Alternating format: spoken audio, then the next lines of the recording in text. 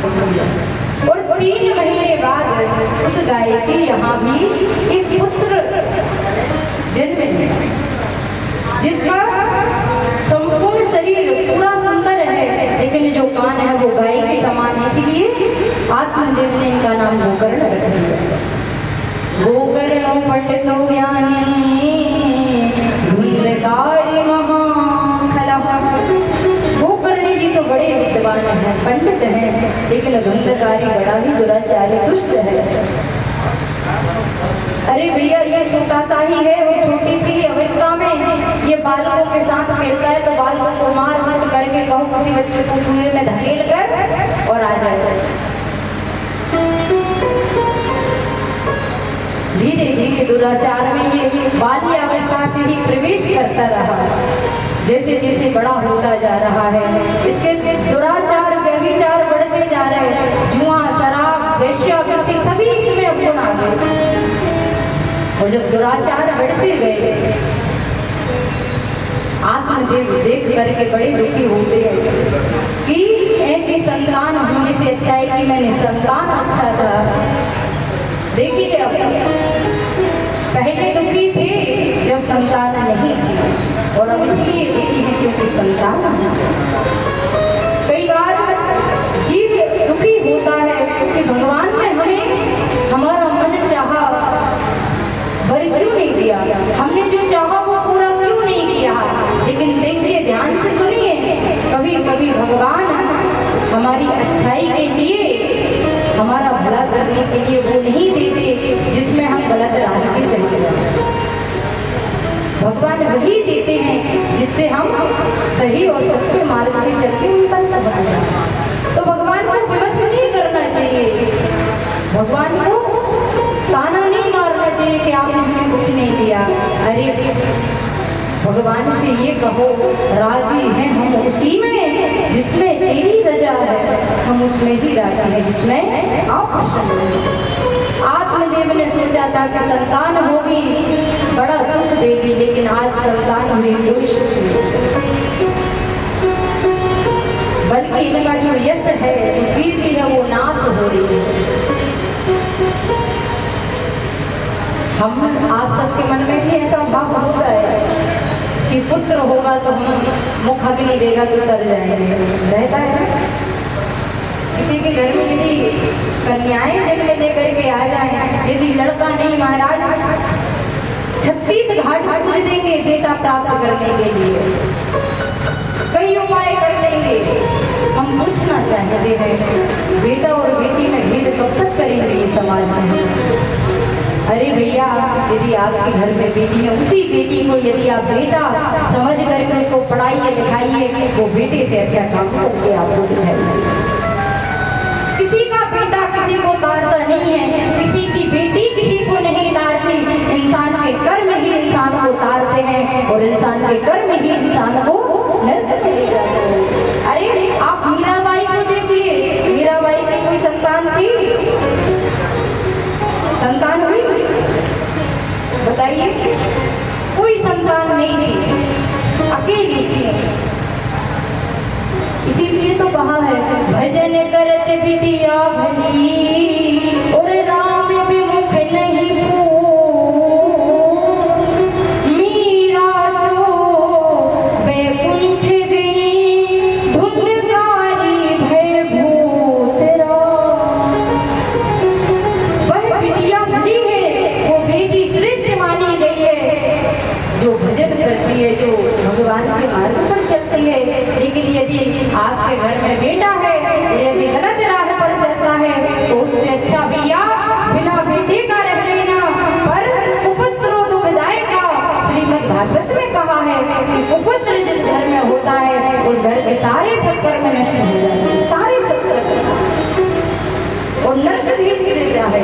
एक सुपुत्र, एक अच्छा पुत्र आपको स्वर्ग तक भेज सकता है, और घर में यदि पुत्र हो जाए तो वो आपको नरक में भी ले जाने के लिए रुकता है। तो भैया भेद नहीं करना चाहिए। मीराबाई बेटी होकर के भगवान तक पहुंच गई। तो ये भेद नहीं करना चाहिए कि बेटी है या बेटा है, दोनों बराबर है, दोनों बराबर है। आज यहाँ आत्मदेव को बड़ा कष्ट हुआ, अरे हमने सोचा था संतान हो जाएगी तो कल्याण करेगी। यहाँ गोकर्ण जी ने आकर समझाया, जिसको गोकर्ण गीता कहा गया। पिताजी आप इस शरीर को अपना मानते हैं, इस देह को अपना मानते हैं, लेकिन पिताजी मुझ ज्ञान जाल कम, आप इस ज्ञान को अज्ञान को त्याग दीजिए, क्योंकि किसी का बेटा बेटी किसी को नहीं जानते। तो कहा बेटा क्या करूं? बोले भगवान का भजन, भगवान का भजन करो। क्यों? क्योंकि ये शरीर तो नष्ट होना है ना, ये जो हड्डी मांस दिखाई दे रहा है, ये शरीर दिखाई दे रहा है, ये आज नहीं ये कल नहीं रहेगा। तो संन्यास महासुख, संन्यास में बड़ा ही सुख है। तो कहा पिताजी आप भजन करिए, एकांतवास करिए, एकांतवास करके भगवान का ध्यान करके परमात्मा तक जाइए। गोकर्ण जी को बात समझ में, आत्मदेव को बात समझ आ गई और गोकर्ण जी की बात मानकर भगवान का भजन करके निकल गए। अब तो धुंधकारी यहाँ और भी ज्यादा दुराचार पर उतर आया। एक दिन माता से कहा कि धन दो, जो धन तुम्हारे पास रखा हुआ है। माता के मारपीट करने लगा। अब मैया ने विचार किया कि ये तो दुष्ट बढ़ता ही जा रहा है, इसका अत्याचार। रात्रि के समय माता जी ने जाकर के और कुएं में कूद गई, अपने प्राण को त्याग दिया। अब तो अकेला होकर निर्भीक होकर और ये 5 वेश्याओं को घर पे ले आया, वेश्याओं को लेकर के आया। एक दिन ये राजा की यहाँ से राजकोष से चोरी करके धन वेश्याओं को लेकर दिया। वेश्याओं ने मन में विचार किया कि ये तो मरेगा ही, साथ ही साथ हमको भी ले लेगा। तो रात्रि के समय पलंग पे सोया हुआ था, उसके हाथ पांव को बांध करके जलते हुए अंगारों को ला करके आगे इस धुंधकारी के मुंह में भर दिया और ये तड़प तड़प करके मर गया। वैश्याएं धन को लेकर के भाग गई।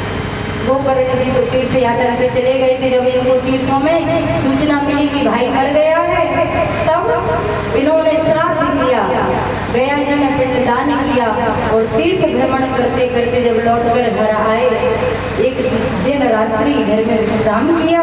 तो रात्रि में ही कहीं भैंसे का रूप बना लिया, कहो भयानक घोर शब्द उच्चारण करने लग जाए। अब तो गोकर्ण जी ने विचार किया ये कौन है। अंजलि में जल लेकर अभिमंत्रित करके और जैसे छिड़का तैसे ये प्रकट हो गया। बोला भैया मैं आपका भ्राता धुंधकारी हूँ, मैंने जो अधर्म का मार्ग अपनाया था, दुराचार्य किया, उसके कारण मैं प्रीत बन गया, मेरा कल्याण करो।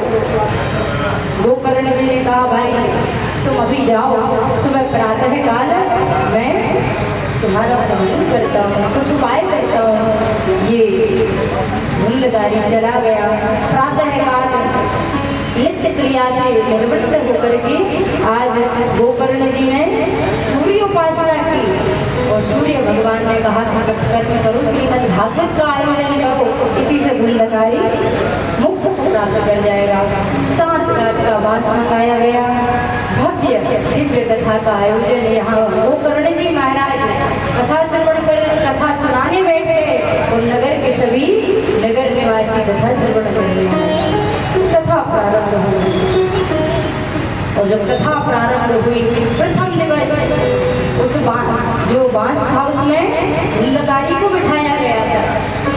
प्रथम दिवस कथा श्रवण करी, पहली गांठ चिपक गई, दूसरे दिन दूसरी, तीसरे दिन तीसरी, चौथे दिन चौथी और ऐसे ही 7वां दिन मैं 7वां गांठ चटक करके और 7वें दिन अंतिम दिन वह धुंधकारी दिव्य स्वरूप प्राप्त करके और गोकर्ण जी के सामने प्रकट हो गया और कहा धन्यम भागवती वार्ता प्रीत पीड़ा नाशिनी। धन्य है ये श्रीमद् भागवत की कथा जो प्रोतों को भी पीड़ा से मुक्त करके और दिव्य स्वरूप को प्राप्त करा के भगवान के धाम भेज देती। आज वह हितकारी भगवान के धाम जा रहा है पार्षदों के साथ, क्योंकि विमान आया है। नगर के और लोगों ने कहा कि गोकर्ण जी, हमने भी तो कथा श्रवण करी, तो हम क्यों नहीं भगवान के धाम में? तब गोकर्ण जी ने कहा कि श्रवण भेद से सुनना भी एक कला है।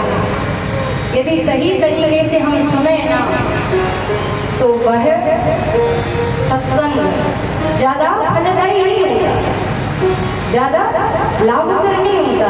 यदि जो हम सुन रहे हैं उसको आचरण में उतारेंगे तब वो लाभदायी होता। कब जो सुना जा रहा है उसको हम अपने जीवन में उतारें। तो जितनी चित्त पूर्वक धुंधकारी ने कथा सुनी थी, ग्रामवासियों ने नहीं सुनी थी, तो नगर के निवासियों ने पुनः प्रार्थना करेंगे, फिर से कथा सुनाओ। अब की बार हम यहाँ वहाँ नहीं ले जाएंगे, ये मनीराम को भगने नहीं देंगे, यहाँ वहाँ कथई पे रखेंगे।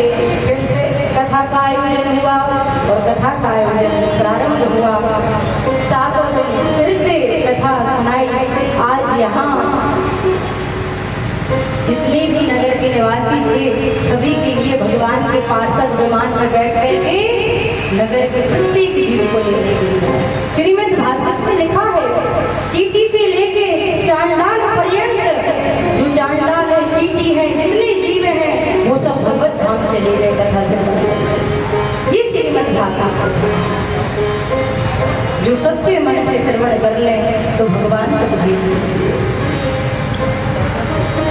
इसी प्रकार जो सूत जी महाराज हैं वो 88,000 ऋषियों को श्रवण करा रहे हैं, और यहाँ देवर्षि नारद को सनकादि महर्षि श्रवण करा रहे हैं। और जैसे ही सप्ताह श्रवण की विधि यहाँ सुनाई है, तो विधि कल हम आप सब श्रवण करेंगे। आज यहाँ कथा में ही श्री भक्ति महारानी ज्ञान वैराग्य के साथ नृत्य करते हुए बीच कथा में प्रकट हो गई। श्री कृष्ण